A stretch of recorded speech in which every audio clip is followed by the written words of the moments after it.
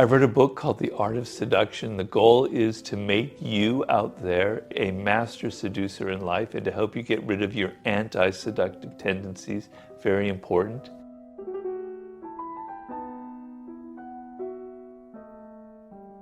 The following is a compilation of all those seductive interviews I've done over the years in which I've discussed the many ideas in this book.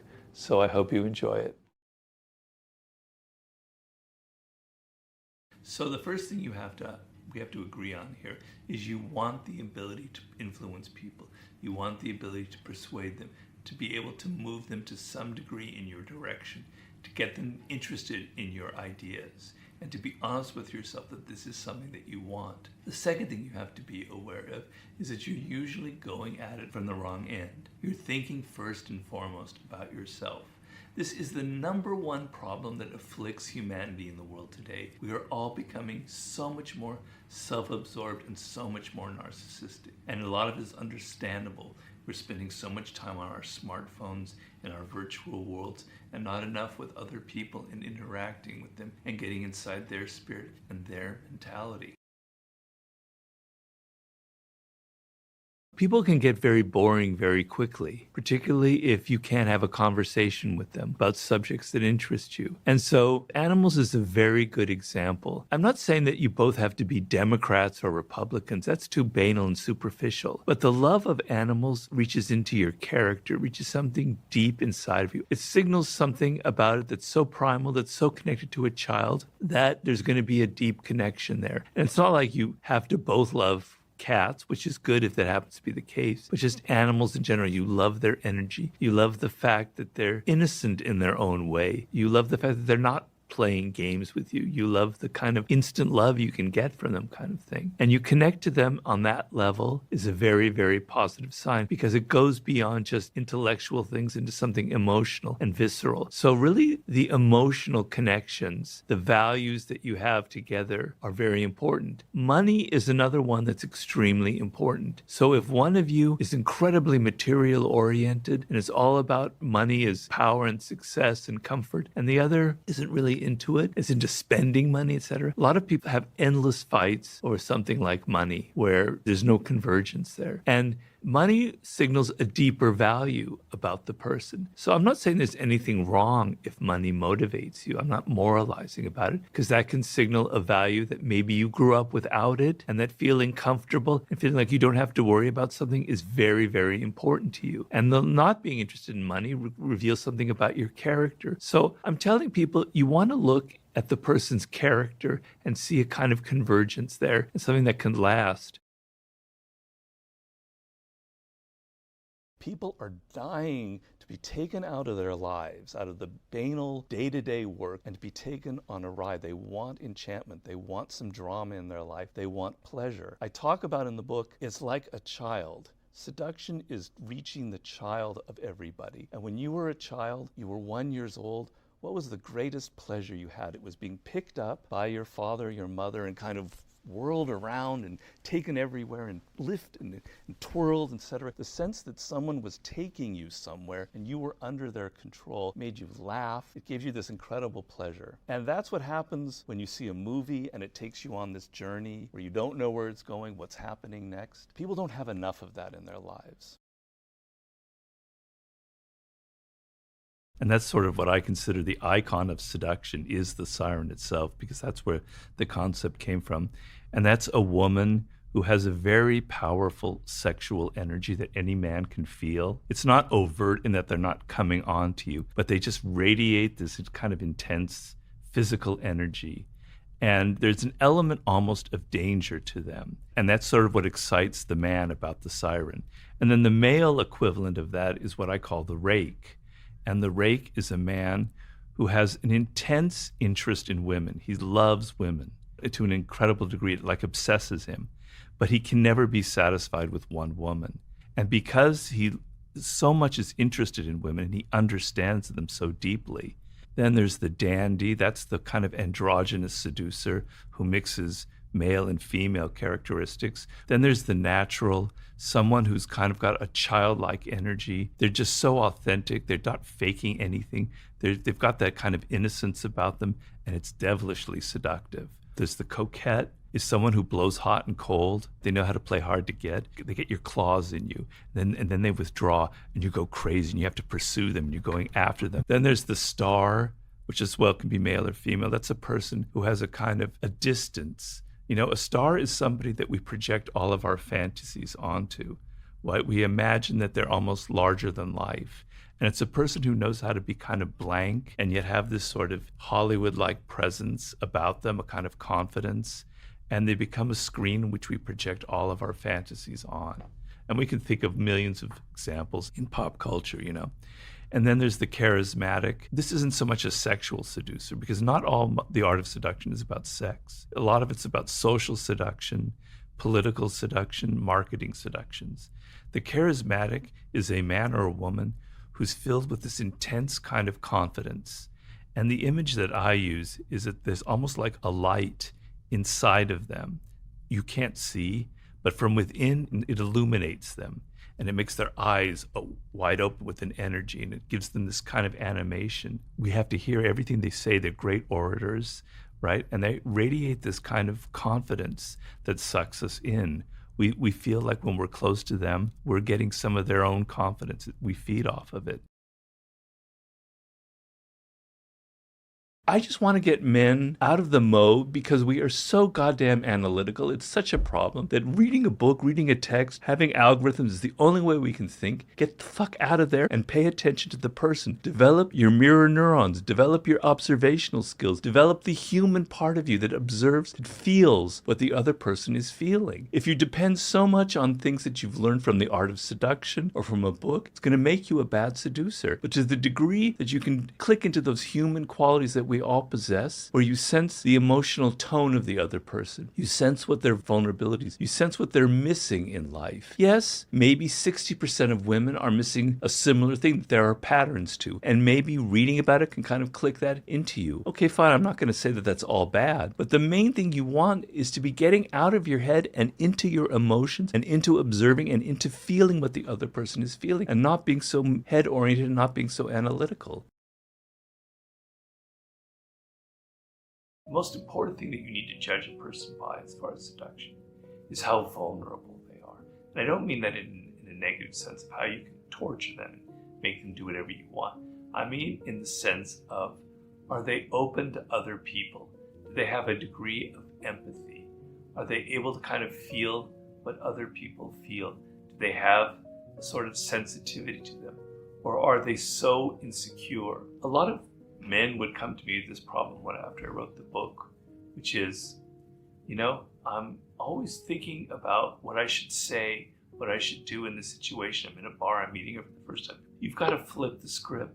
You've got to stop thinking of yourself, about your insecurities, about what you must do, about what you must say, about your behavior, about how you look, and you must focus on the other person, on what they want, what they need, on what their world is like, and what their spirit is like. First of all, there's the desire to be a seducer, which a lot of people will say, oh, I don't want that, I'm not interested in that. And what I'd say in the book is, remember the time that you experienced probably in your life when another person had fallen in love with you, and you sensed that you had power over them, that they were under your spell, that the things that you said excited them and interested in them. The walls, the resistance that people normally have are so frustrating. You can't reach your kids, you can't reach your wife, the people at work, they're closed to you. And in that moment when someone had fallen in love, that wall came down and you had this sort of back and forth electricity. It's amazing. You love it. It's powerful. It's great. You want that. You don't want the sexual version of it in your office, obviously, but you want to be able to persuade, to get people to lower some of their usual walls and resistance to you. Confidence is extremely important in the realm of seduction. You can almost not go wrong with it. Yes, you can border on being insane and grandiose, but the feeling of that person is comfortable and confident and has that kind of inner force, energy that's coming up from somewhere they don't know is very powerful and very compelling. If you're the pleasing type, which is your whole strategy in life is pleasing other people, getting them to like you, it doesn't come from a place of security. It comes from a place of deep, deep insecurity. You don't understand really who you are, and so you can't control it. And so you're always trying to please people. We can sense, we can smell people's insecurities. And when it comes to like seduction between men and women, women have a sixth sense of they can smell an insecure man. They can smell it in you. They can smell it in all kinds of ways. And trying so hard to please and trying so hard to be nice secretly indicates that you're actually very weak inside and is very much a turnoff, is very anti-seductive. And so you want to be nice, but you want to be strategic about it. You want to know, sometimes I don't want to be nice. Sometimes I want to create boundaries. Sometimes I want to pull back. I want the woman to know she can't take me for granted. I'm not interested in her. The moment you show her that you're not interested in her, she's going to be much more interested in you. You're willing to play a little bit that tough part of it. You're in control. You're strategic. You know when to use absence and when to use presence, when to text them and call them and when to disappear for a week or so and make them feel like they can't take you for granted.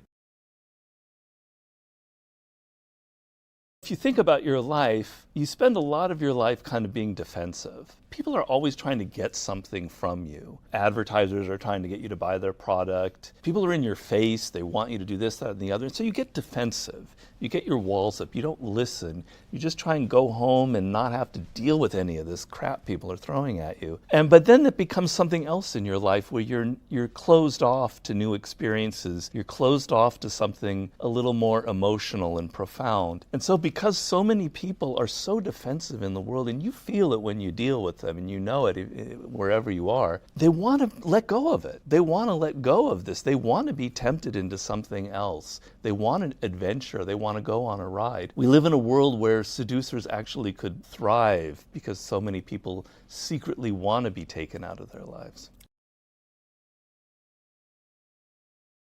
Vulnerability is seductive, but insecurity is anti-seductive. And there's a big difference. If I can define seduction in simple terms, most of the time we are closed to the influence of other people, particularly now. We have these walls up because life is harsh. People are coming at us with their advertisements, with their pleas, with their wanting money, with this, that, and the other. And we've all learned to be very defensive. And seduction is an openness, is the opposite of that. And you felt it when you were a child towards your parents. You felt very vulnerable and open. And there was an element of your parents and how they treated you that was very much like a seduction. So seduction is about being open to the other person to the extent where you can even fall in love. You can fall under their spell. And the sense of letting go of your ego, letting go of your defensiveness, and letting another person enter your world is being seduced. It requires vulnerability. Our day-to-day lives are kind of banal, they're not interesting. And seduction is this realm where things are slightly heightened. It's not that you're being fake, it's that you're having a slight theatrical edge. So you dress differently than you would normally dress. You take someone to a place where they don't normally go to. You have some surprises. You create some kind of a little bit of theater in their life. Somebody who can't do that, who's just wants to be themselves, like, the first date, well, why don't you come over to my house, we'll have some pizza and we'll just hang out. That's just what life is normally like.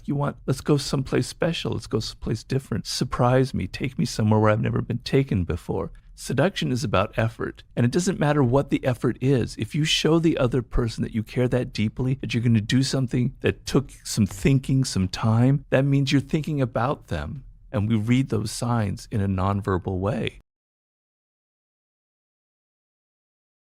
Believe it or not, some of those early dysfunctional relationships with your parents are charged with this kind of sexual energy. And so you'll find yourself attracted to the very man or woman who's going to hurt you. Whereas the man or woman who is good for you, there's no kind of sexual charge. You are actually more attracted to the person that has these damaged qualities. Why is that? Because you get to relive some of those early traumas. And so the problem that will happen, that the person who is good for you, that's actually caring, that will mesh with you, that physical charge maybe isn't as strong. And that's a problem, right? Because you want to have that element. But you need to be aware of this. You need to be aware of the fact that some of the people that you're most attracted to, you're not attracted to just because of their sexy body or whatever it is. There's also some kind of issues you haven't worked out from your early childhood that are at play in that relationship and that are going to cause you a lot of pain.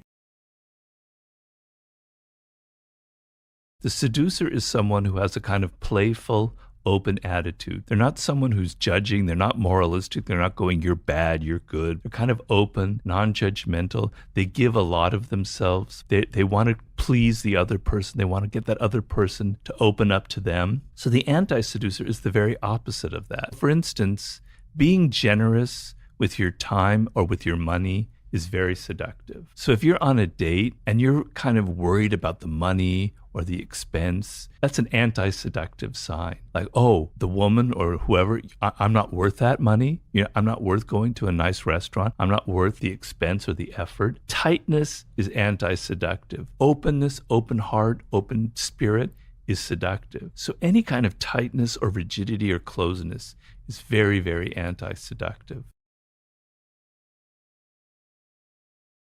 Talk to a man about himself, and he will listen for hours. Yeah, Benjamin Disraeli is one of the greatest seducers ever. I mean, absolutely brilliant. First of all, consider this. He was a dark-skinned Jewish man in England who became prime minister. And imagine the prejudice against somebody like that in a country like that. How did he ever do it? Because he was a charmer, a seducer. He could seduce the birds out of the trees. He seduced Queen Victoria. She was madly in love with this dark-skinned Jewish man. And the whole art of it was, for Disraeli, was to make the other person feel like they were special, they were brilliant. There's a quote I have in the book, I'm not going to get it exactly right, but there's this woman who said, after sitting next to Gladstone at dinner, I thought he was the most brilliant man in England. After sitting next to Disraeli at dinner, I thought I was the most brilliant woman in England.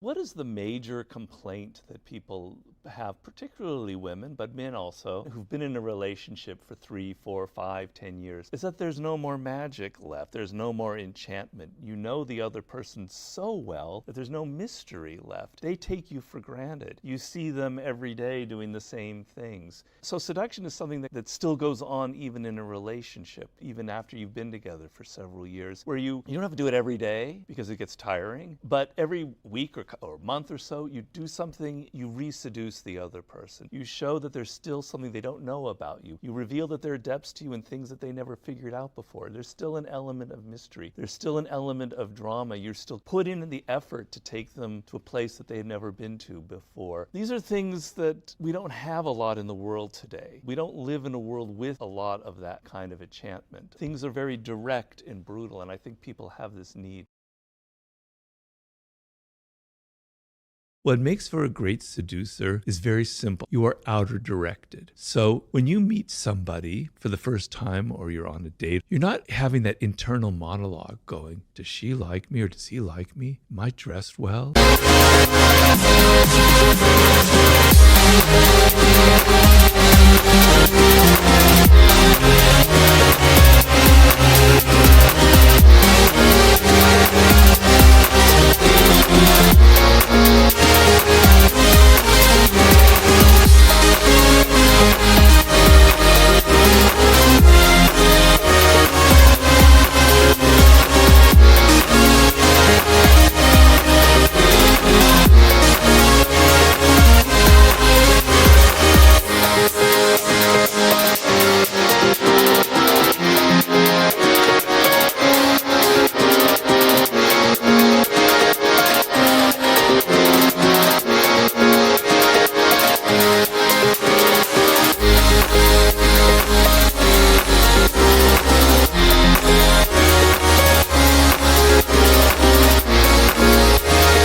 Saying stupid things? What can I do to impress them? No, you turn it off and you're outer directed and you're listening to them and you're entering their spirit and you're hearing them say things that give you idea of what they're missing in life, of what they want, of what their needs are, of what makes them an individual. You're absorbing it, you're entering into their spirit, and then you can reflect it back to them. You can give them gifts, you can take them to places that show that you're attentive to them. Because if you look at how we are in our day-to-day life, normally people never pay us attention. person. They're always so self-absorbed. They're never thinking about us. The times where you get the sense that people are actually interested in who you are as an individual is pretty rare. If you give that feeling to someone, it's incredibly powerful because we all want to be validated. We all want to be recognized.